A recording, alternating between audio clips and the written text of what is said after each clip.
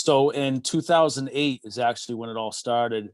My father was a fisherman, and contrary to what a lot of people thought, was he never opened up this business, right? And people thought, oh, the sons joined his fish business. He was never in as a fish dealer. He was a fisherman.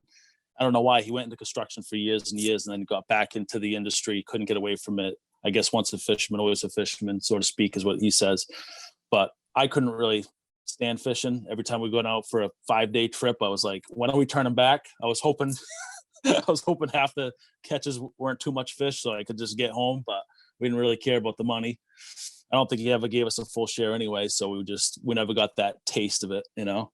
He was just trying to pay the bills at the time, and we didn't care. We were trying to help him out in high school when he had his little boat that he did on the side, and then he was into fisheries management and all that stuff that we knew nothing about. But you know, these folks from New Bedford, known as the Whalen City Auction, had wanted to come into Gloucester. They wanted to try to expand what they were doing in New Bedford. And the current auction really wasn't doing a great job of what they were doing.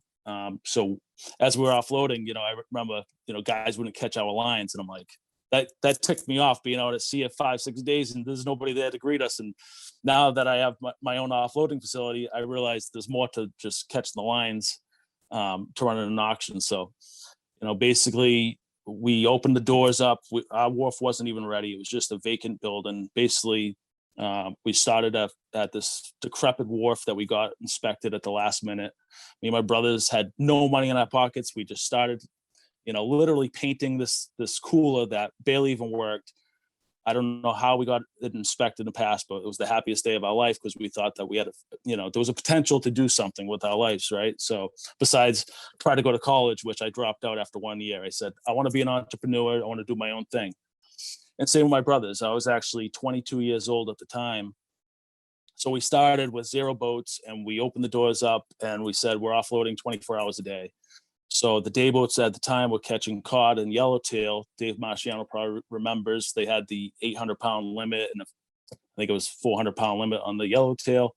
And they were coming in just one after another because we were open 24 hours and the other auction wasn't.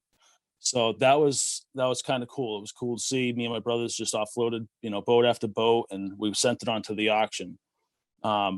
We kept our independence, even though we didn't start, you know, the LLC, but we never ever took a paycheck from the auction because we wanted our own independence. We wanted to be entrepreneurs.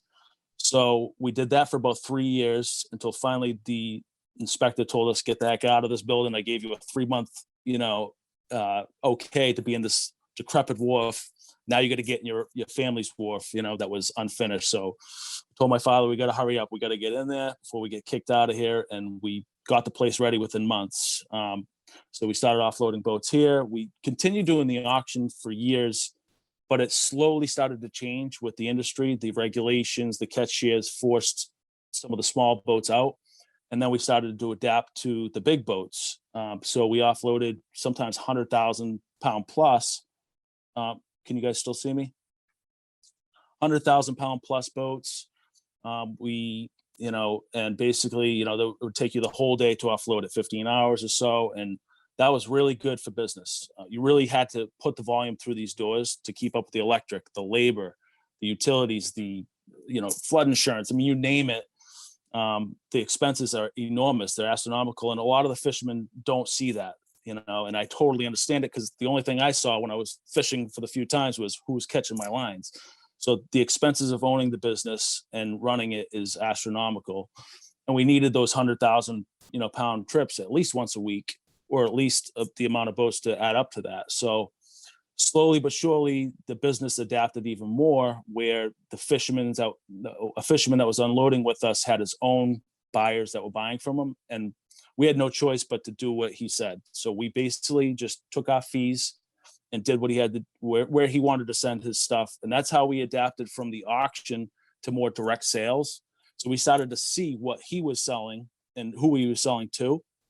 And we learned that real quick. And basically we adapted from selling to the auction to not even using the auction at all anymore.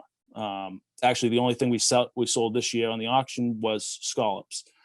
So, and the reason being is just that when the industry is changing so quickly, you have to change with it. You can't just be all or nothing. There's some buyers that just need stuff guaranteed. They need a supply that's guaranteed, and bidding on the auction really wasn't working for them anymore. And no knock against an auction system, but sometimes you have to adapt. If you don't have as much pounds, we didn't have the 100,000-pound trips anymore. Corporate bought these boats that we were dealing with, and now on a smaller scale, we have to guarantee some of these buyers a product, or we're going to lose them, right? So basically, we started selling directly to these buyers, and that's another thing is now you have all this money out, right? You have receivables. Another thing that not too many people know about, if they're fishermen and they don't see that, but you go out 30, 40 days, and some of these guys will go out even more than that. And you're out hundreds of thousands of dollars. And for me and my brothers, we would have never been able to do that unless it was years and years of what we did with the auction. So I don't look back at what we did. It was like everything was meant for a reason, and has been shaping us to where we are today as a business, right? And if we were just all out auction and we just stayed with that, we would have been out of business. If we were all out direct sales, well, when the pandemic hit, we would have been out of business. So what we did was with the pandemic was all of a sudden all these boats started coming in. Dave and all them can attest, the prices just went to the floor. It was lobster prices were $3-4. I mean, everything was just very cheap. So we did the seafood drive-through, and that worked really well. So that got us into the retail. So that basically is what started our retail division. We have a seafood market drive-through and a food truck, basically, because the rest of our wharf wasn't built out, and it ended up being successful because it was convenient during the pandemic that people could just drive through contactless and get their stuff. So that forced us again into another, change of business. And, a lot of people, some people tied up their boats and stayed home, and, maybe they're not doing so well, or some people just didn't continue with their seafood business and they didn't do too well. There's a lot of businesses that are going out. I know even the corporate business that took the boats out from us aren't doing so well, so the seafood game is just not easy. And no business really is easy, and especially in this environment. So it's crazy. I mean, me and my brothers every day talk about where are we going with the business? What are we going to do? Are we going to start doing, cooked items? We don't do that, but is that where this industry's taking us? Do we have to get more value added products? So every day, we're trying to change, we're trying to adapt with it. We want to add shipping to try to get out just, right now we're just based in Gloucester and selling retail to Gloucester.